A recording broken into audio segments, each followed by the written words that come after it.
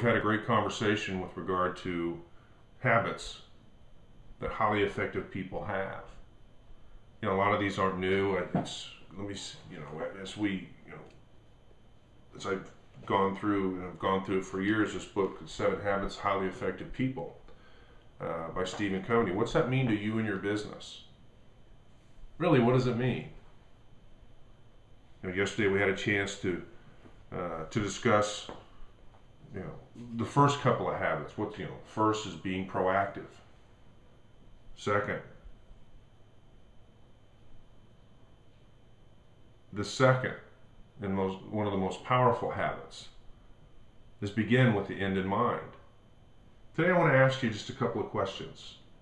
Think about it. I want you to think about these questions. First, what one thing could you do that you're not doing now, that if you did it on a regular basis would make a tremendous positive difference in your personal life? What would that be?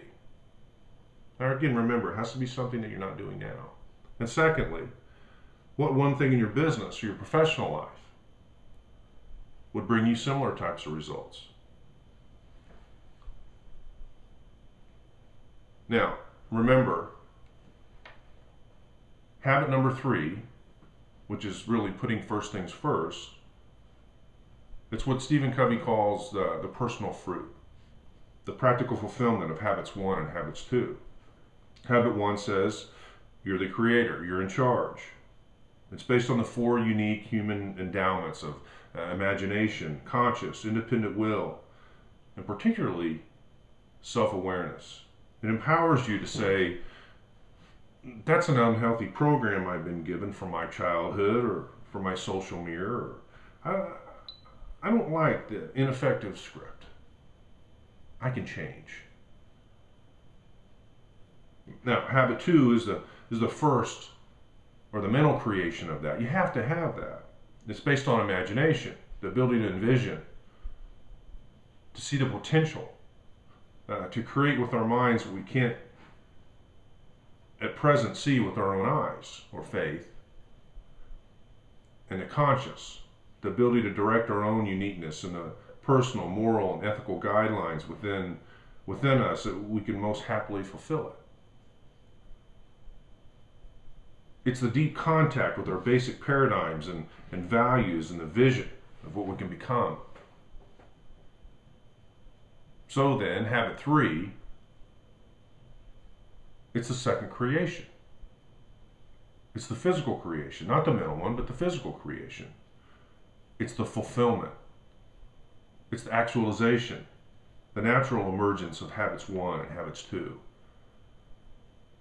It's the exercise of independent will. And that independent will toward becoming principle-centered. It's in essence, the day in, the day out, moment by moment doing it. I had a great chat with a friend of mine yesterday, and we were talking about the daily habits that are important to us. How you can't just on one day inspire yourself or be fully committed to self-mastery and not do it the next day. You've got to do it every day. Isn't it amazing? The human will is an amazing thing. Time after time, it just triumphed against unbelievable odds. Has with me. Has with Frank, has with Jay, has with Aaron. It's human will. The Helen Kellers of the world give dramatic evidence to the value. Stephen Covey talks about that in his book. The power of the independent will. The degree to which we've developed our independent will in our everyday lives is measured by our personal integrity. We talk about integrity a lot. How often do we follow through with it?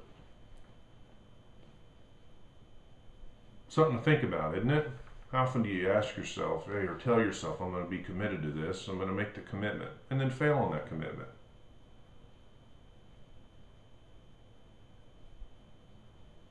It's our ability to make and keep commitments to ourselves, to walk our talk.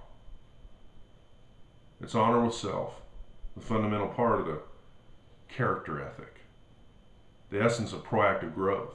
See, effective management is putting first things first, while leadership decides what first things are. It's management that puts them first, day by day, moment by moment. Management is discipline, carrying it out. See, discipline derives from the word disciple. Disciple to philosophy, disciple to a set of certain principles, disciple to a certain set of values, disciple to an overriding purpose, to a subordinate goal or a person who represents that goal. In other words, you're an effective manager of yourself.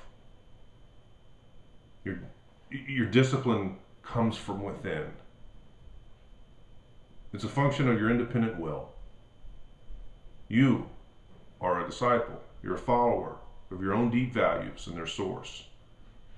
And you have the will, the integrity, subordinate your feelings, your impulses, your moods to those values. Folks, today, put first things first.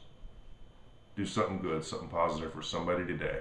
Do it in the knowing there's absolutely no way they could ever repay you.